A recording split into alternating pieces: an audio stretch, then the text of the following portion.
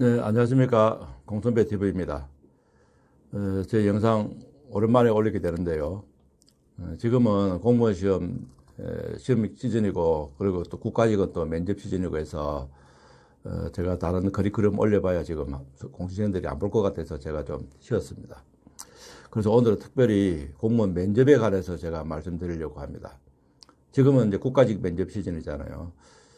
국가직과 지방직 면접은 조금 진행 방식이나 조금 질문한 내용도 좀 차이가 있습니다. 그래서 제가 지방직 시험은 또 내일 모레 시험이고 해서 제가 가능하면 국가직과 지방직을 나눠서 제가 면접을 설명드리면 좋겠는데 어쩌면 제가 섞어서 지금 하게 될지도 모르겠습니다. 자, 공무원 면접은 제가 첫 번째로 제가 드리는 말씀이 있습니다. 민간기업 면접하고는 다르다는 겁니다. 지금 공무원 시험을 치고 나면 많은 공시생들이 면접에 매달리기 때문에 전국적으로 저는 그 면접 시장이 한 100억 가까운 시장이 열린다라고 저는 그렇게 생각합니다. 면접 학원이 지금 면접비가 비싸죠. 뭐 제가 50만 원대 이렇게 받는 학원들이 꽤 있는 걸로 제가 알고 있는데 부산만 해도 10억대 시장이 열리니까 뭐 전국에 한 100억대 시장이 열린다고 하죠. 그러면 이 공무원 학원 하시는 분들이 면접에 대해서 전문적인 지식이 없어도 그렇게 큰 시장이 열리니까 전부 다 뛰어드는 거예요. 그러다 보니까 공무원 학원이 우후죽순 생기게 되고 공시생들은 혹시 또 다 된 밥에 코 빠뜨릴까 싶어서 비싼 돈을 들여서라도 면접 학원을 가게 되는데 막상 면접 학원을 마치고 면접을 하고 나서는 그렇게 갈 필요가 없었다, 괜히 갔었다 이런 이야기들이 나오게 되죠. 근데 그게 이제 다음에 공시생들하고 연결이 안 되다 보니까 그 다음 학생들도 또 그렇게 가는 거예요.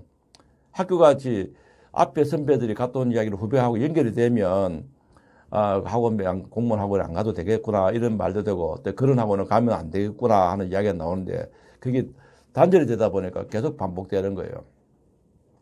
공무원 시험은 면접 시험은요 민간 기업하고 다르다 하는 게 제 첫 번째 주장입니다. 근데 왜 제가 뭐 그 이야기를 하느냐 하면 공무원 면접 학원에서 학생들 지도하는 대부분의 사람들이 공무원 면접의 특수성을 모르고 지도를 하고 있거든요. 그래서 공무원 출신들이 면접 학원을 하는 데가 별로 없어요. 예, 제가 봐도 전국적으로 별로 없는 것 같아요. 그냥 학원에서 공무원 학원에서 있던 분들이 지금 하고 있다 보니까 공무원 면접의 특성 자체도 모르고 지금 있어요. 자, 민간 기업에는 어떤 사람 뽑습니까? 스펙 좋고 능력 좋은 사람 뽑죠. 예. 인간성도 고려는 하죠. 인간성도 고려는 하는데 그거는 맨 마지막에 이제 가점적인 영향으로서 인간성 고려하는 거고 거의 다 뭐 스펙 가지고 합니다. 근데 공무원 시험은 뭐죠? 공무원 스펙이 있습니까? 필기시험 합격했잖아요. 공무원은 하는 업무가 행정이기 때문에 거의 다 인간성이나 가치관, 심성 여기에 달려가 있습니다. 또 공무원 사회가 체계적으로 되어 있잖아요. 계급사회에 딱 체계로 되어 있으니까 또 명령, 복종의 업무가 있는 또 명령이 또 위계질서가 엄격한 사회다 보니까 부하 직원이 업무는 조금 부족해도 또 지시를 하고 고치고 이렇게 하면 또 되거든요. 근데 예를 들어 민간기업이나 이런 데서는 그거하고 되지 않아요. 창의력을 발휘해야 될 부분이 많거든요. 공무원이 창의력을 발휘하게 되면 뭡니까? 좋은 게 아니고 거의 다 불법이 되는 거예요.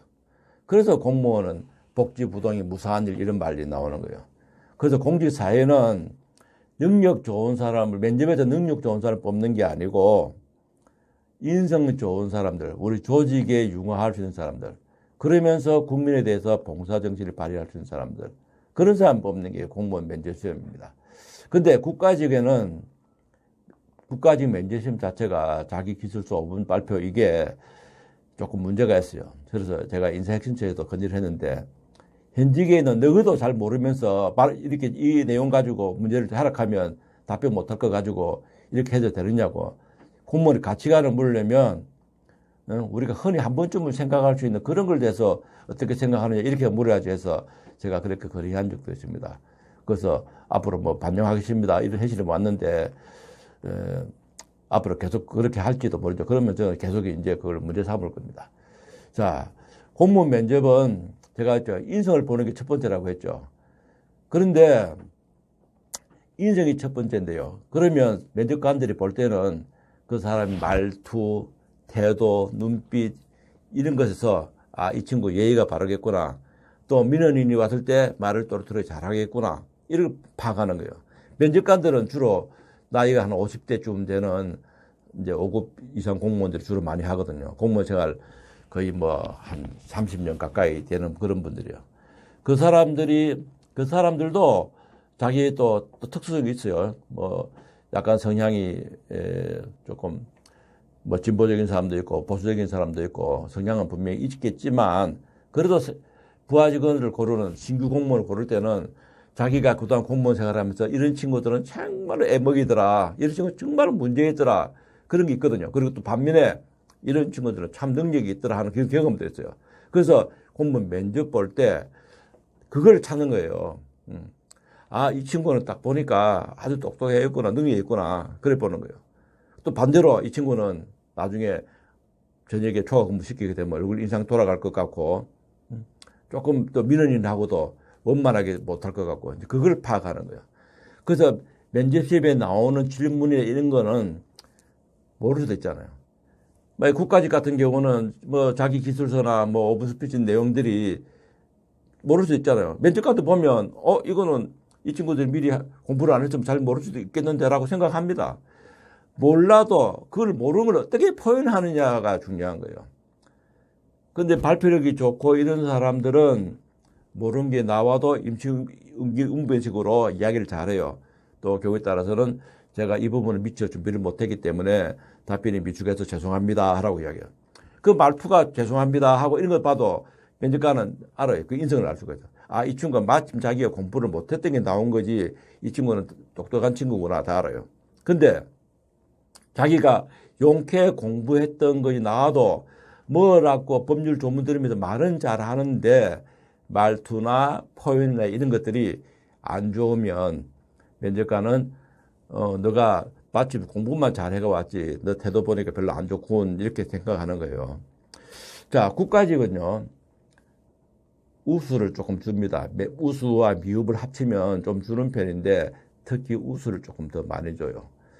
자, 미흡을 주면 바로 그 친구는 떨어지는 거죠. 근데 나이가 50대쯤 되신 분이 이 젊은 자기 자식 같은 애를 미흡을 주겠습니까? 잘 안 줍니다. 근데 이 친구는 정말 안 돼. 이런 애들은 공무원 되면 안 되지 하고 자기가 확실하게 자신감 생기면 미흡 주죠. 근데 그렇지 않으면 미흡을 받는 거는 좀 드물어요. 면접관, 국가적인 면접관 두 사람이 주로 나오는데 면접관 둘이가 봐도 이 친구는 아, 이거 안 되겠구나. 눈빛이 보면 포가 나거든요. 예? 아니다 싶어 확실한 사람은 뮤죠. 그러죠. 얘는 거의 다 보통을 주고요. 우수는 칭찬해 주는 거잖아요. 아, 이 친구 칭찬은 뭐 고래도 춤추게 한다고 아무리 좋게 해도 그 대신에 이게 문제는 뭐냐면 결과론적으로 국가직이 130%를 뽑잖아요. 그러면 위에 100% 안에 드는 친구를 우수를 받는 건 아무 문제가 없는데 밑에 100%에서 130%에 받는 친구가 우수를 받게 되면 얘들이 위에 올라가거든요. 그러면 100%대에 걸쳐있던 친구들이 밀려서 떨어지는 거예요. 근데 면접관은 거기까지의 양심의 가책을 안 받고 우수는 얼마든지 줄 수 있는 거예요. 그래서 평상시 때 자기가 점수가 100% 커트라인 선에 있는 친구라 하면 일단은 신경을 쓰셔야 됩니다. 신경 쓰고 자기가 노력을 많이 해야지 학원을 가든지 어째 가든지 연습을 많이 해야 되고요. 그 다음에 창의 쪽에 뭐 80%나 이렇게 안에 들은 사람 같으면 이제 미움만 안 받으면 되겠죠. 그럼 면접 학원의 의미, 면접의 의미는 뭐가 있느냐면 그 우수 보통 미흡의 개념도 있지만 그날 당일날 내가 면접을 편안하게 볼 수 있느냐 아니면 힘들게 보느냐죠. 뭐 보통을 받았지만 나와도 나는 면접 무난하게 본 것 같아 마음이 편하잖아요. 근데 나 미흡이 될지 모르겠는데 이렇게 하면 발표 때까지 쫄고 있는 거예요. 그래서 면접 준비하는 과정이 면접 준비하는 과정이 또 면접 학원을 갔다 하면 거기에 대한 기회 비용이랄까 또 얻는 혜택 거기에 대한 비용이라고 생각하시면 저는 된다고 생각합니다. 자, 말을 잘하는 친구가 있고 못하는 친구가 있어요. 학교 다닐 때 가정통신문 이 친구는 발표력이 좋습니다 하는 친구 있죠. 그 친구는 말을 잘해요. 원래부터 면접학원을 발표력이 좋은 친구는 면접학원을 안 가고 그동안에 면접이 어떤 게 진행된 것만 파악하고 또 친구들하고 필기 학교생들하고 스터디만 하셔도 충분합니다. 근데 나는 원래 면접관들 앞에서 말하면 떨려. 그러니까 면접관들 아까 이야기한 50대 아저씨들 앞에서 말하라 하면 나는 두근두근 하고 떨리고 그런 경험도 없고 어릴 때부터 학교 다닐 때 선생님이 너 읽어봐 하면 이래서 책 읽으면 막 더듬거리고 뭐 이런 경험이 있는 사람 같으면 연습을 많이 하셔야 되죠. 학원을 가야 되겠죠. 근데 학원도 강의를 해주는 학원을 가면 안 되고요. 면접관하고 그 학원에 있는 강사분하고 1대1로 모의 면접을 해주는 데 가야 돼요. 그리고 지적을 많이 해줄 수 있는 부분. 너 시선 처리 그렇게 하면 안 된다 이런 거. 이야기하는데 시선 처리가 눈이 막 이렇게 이야기하고 이렇게 하고 막 산란하다 막 그렇잖아요. 산만하면 그것도 안 좋거든. 시선은 면접관 두 사람 그 얼굴 그 섹터 안에서 돌아야 되고 눈빛 처리에 뻔히 쳐다보면 미안찮아요. 그러니까 면접관은 코나 입 정도 이렇게 보면서 가끔 눈 마주치면서 그렇게 하셔야 되고요. 발표력이 안 좋은 친구들은 연습을 많이 합니다. 필기 시험은 뭐합니까? 머리에 있는 것을 마킹하는 연습이죠. 면접은 뭐 하는 겁니까? 말을 하는 연습이에요. 면접 연습을 하면서 말을 안 하고 종이에 이런 질문 나오고 거기 쓰는 연습만 하시면 물론 자기 기출서 5분 자기 기출서는 쓰는 거죠. 그거는 쓰면 되는 거 하지만 그 나머지는 말하는 연습을 해야 됩니다. 그러니까 면접에 그동안 기출에 나왔던 거 예상 문제 이런 게 있으면 집에 가족들 어머니 아버지 동생들 누나하고 형님들하고 같이 묻고 답하기를 많이 해야 돼요. 단어가 고급스러운 단어를 못 쓰고 이상한 단어를 쓰게 돼요. 그러니까 말하는 연습을 많이 하셔야 됩니다. 저도 말을 많이 학생들 앞에서 말을 하다 보면 말이 좀 늘고요. 또 말을 안 하면 또 단어들이 안 떠올 때 있잖아요. 그러면 고급 단어를 못 쓰고 서술적인 표현을 하게 된다든지 그렇거든요. 그러니까 면접은 연습을 많이 하셔야 됩니다. 자, 그 다음에 답변은 어떻게 하느냐 두 가지가 있습니다. 하나는 그 가치관의 문제가 있는데요. 그게 약간 우리나라는 그 진영 논리, 뭐 좌파, 우파, 보수, 진보 이런 거 있잖아요. 거기에 해당될 수 있는 가치관에 관련된 질문이 나온다 싶으면 약간 중도적인 입장, 관리자 입장에서 대화를 말씀을 하셔야 돼요. 너무 우파적인 이야기를 하셔도 조금 그렇고요. 너무 또 좌파적인 이야기도 그렇고, 이 장단점이 이렇게 있는데, 저는 중간에 이렇게 하시면 좋겠습니다. 예를 들면, 최저임금 인상에 대해서 어떻게 생각합니까? 이렇게 하면, 저는 실제로 학생들 가르쳐 보니까 대부분 올려야 됩니다라고 많이 하더라고요. 예. 반대합니다 하는 학생들 잘 없어요. 그게 이제 학생들 젊고 자기들 알바를 해보고 그러니까 근로자 입장에서 생각하는 거거든요. 근데 최저임금을 많이 올리게 되면 사용자들이 능력이 안 되면 일자리가 없어지잖아요. 그렇죠? 그러니까 최저임금 올릴 때의 문제점, 또 최저임금 또 사용자 입장도 생각하고 두 가지를 다 이야기를 섞어서 장단점을 다 이야기하면 그 무난하고요. 그 다음에 진영 논리가 없는 답변, 예를 들어 사형제도 찬성합니까? 반대합니까? 이런 부분이 있죠. 예. 그런 부분 같으면 그거는 정답이 없지만 그 이유를 잘 설명해야 돼요. 저는 찬성합니다. 사형제도 반대합니다. 그때 왜 찬성하는지, 왜 반대하는지 그 이유를 잘 설명을 하시면 그게 정답이 되는 겁니다. 그게 다른 걸 또 주어진 그 과제를 주고 거기에 대해서 가치관을 물으면 그 두 가지만 포인트를 두시고 말씀을 하시면 될 것 같습니다. 저는 그 학원생들을 가르칠 때 필기시험 합격, 불합격도 제가 잘 맞추지만 그거는 뭐 제한테 교육받은 지도받은 학생들은 다 알고 있잖아요. 더 잘하는 건 뭐냐면 면접을 잘 볼지 안 볼지는 더 잘 맞춥니다. 실제로 학생 중에서 좋은 놈은 내년에 필기는 학교인데 면접이 걱정되겠는데 한 학생이 나중에 보니까 작년에 면접에 다른 학원에 있으면서 면접에 떨어졌더라고요. 멘탈했더라고요. 그걸 안 그래도 난 이 면접에 걱정했다 이러는데 그 다음에 더 잘 맞추는 건 뭐냐면 공무원 생활을 잘할지 못할지를 더 잘 맞춥니다. 그거는 이제 사회과학에 제가 관심이 많다 보니까 그런 건데요. 자, 지금은 국가직은 다음 주부터 면접하시죠. 예, 제가 이 면접 영상 조금 늦게 올린 이유도 있습니다. 좀 더 일찍 올리게 되면 이제 이것도 제가 면접을 제가 면접 지도하겠다, 홍보하겠다 이런 그되고 사실은 제가 올해는 면접 지도를 국가직 면접 지도를 할 생각이 없었거든요. 그래서 영상으로 조금 일찍 올리게 되면 연락이 또 많이 오잖아요. 그래서 제가 좀 늦게 올렸는데 지금 일주일 남았지만 시간 충분합니다. 일주일이면 공부는 일주일 만에 안 되지만 면접은 일주일이면 충분해요. 지금은 엄마 아버지하고 그 답변을 계속 하시고요. 묻고 답하기 계속 하십시오 하고 아까 제가 답변한 요령 그 2개 하시고 그 다음에 국가직에 그 자기 기술서 쓰는 거 있죠. 그거는 자기 기술은 목차를 또박또박 잘 하시. 공무원들은 목차를 잘 좋아합니다. 1번 이유, 2번 목적, 3번 뭐 나의 노력, 4번 기대 효과 이런 식으로 걸어놓고 그 밑에다가 또 갈로 열고 1번 뭐 가나다를 하든지 목차를 딱딱딱 끊어줘야 됩니다. 자기 기술서 그렇게 해야 되고요. 뭐 1번은 이제 뭐 경험형은 뭐 그냥 그 자기 희망을 직접 그거니까 그거는 뭐 바로 딱 쓰면 되죠. 그 연습에 바로 쓰면 되고 이번에 상황형은 딱 주어지면 그 예상 문제를 많이 풀어서 뭐 목차비로 따박따박 시간 남으면 조금 더 적고 이렇게 하시는데 앞에 서론만 적어놓고 뒤에 본론 결론 못 할 수도 있잖아요. 그러니까 앞에 적고 중간에 적고 목차 적어놓고 시간 남으면 그 1번에 대해서 조금 더 엮고 또 2번 본론에 대해서 엮고 3번에 뭐 결론 기대 효과에 대해서 조금 더 적고 이런 식으로 하시기 바랍니다.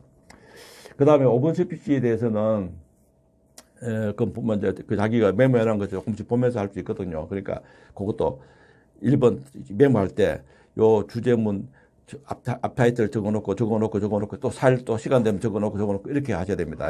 그래서 너무 상세하게 좀 앞대가리만 집어넣고 나머지 살 붙이는 거는 면접관한테 이야기하면서 그렇게 하시면 뭐 되겠습니다.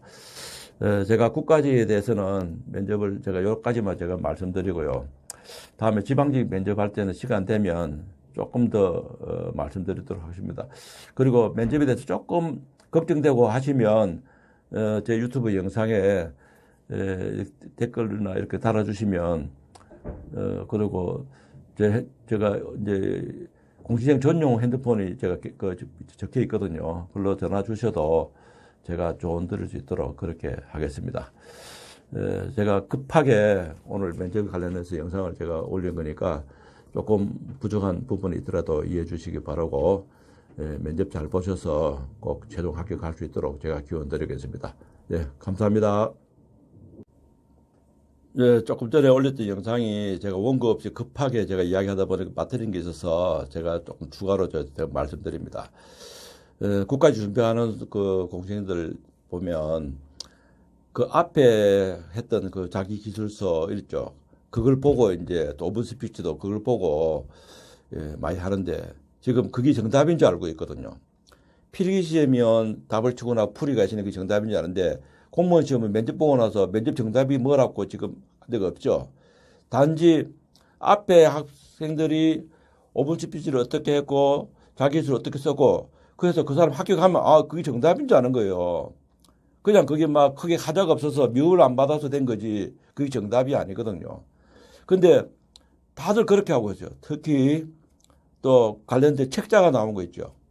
책자가 또 돌아다니는 거죠. 그 책에 보면 이렇게 해서 하면서 그 책을 보고 이게 정답인 줄 알고 또 그들에게 이야기하고 있어요. 그 정답 아닙니다. 제가 국가직 학생들 면접 지도를 해보면 답변을 이상하게 똑같이 그렇게 하고 있어요. 그래서 제일 처음에 얘들이 이상한데 어디서 잘못된 거 자기들이 스타디하면서 했나 싶어서 내가 물어보니까 책을 보고 그래요. 책을 보고 오픈 스피치 발표를 하는데 적용될 공직 가치가 뭐냐면 적용될 공직 가치는요 한 가지만 해도 됩니다. 한 가지만 해도 되는데 꼭 그걸 2가지씩 3가지씩 이야기를 하고 그 다음에 또 뭐합니까? 자기의 일상생활에 그 공직까지 접목했던 사례를 또 같이 덧붙여서 이야기를 해요. 그 사례하고 그거 아무 연결이 안 되는 거예요. 그 주제문이 엄청 큰 스타일인데 자기가 조그마한 그거 사례를 그 공지까지 주어진 주제문에 관련돼가 있는 본인의 생각을 이야기하고 그다음에 거기서 도출되어 있는 공지까지는 뭐라고 막 이야기하면 되는데 그거를 자기 주변의 생활에 조그마한 그 어떤 하나 또 만들어야죠. 그러다 보면 또 거짓말도 나올 수도 있고 그거는 아무 의미가 없습니다. 그 정답 아닙니다. 그러니까 그 앞에 학생들이 했던 거 자기 기술 썼던 것도 그게 정답이 아니다는 거 단지 거기 써서 그 학생이 합격을 해놓으니까 이거 하면 되는갑다 생각하고 다들 그 따라서 하고 있다는 그런 지금 국가직 시험에 잘못돼가 있는 면접 준비하는 경향이 있다는 걸 제가 정말 제가 말씀드리려고 추가로 영상을 제가 찍었습니다. 예, 마치겠습니다.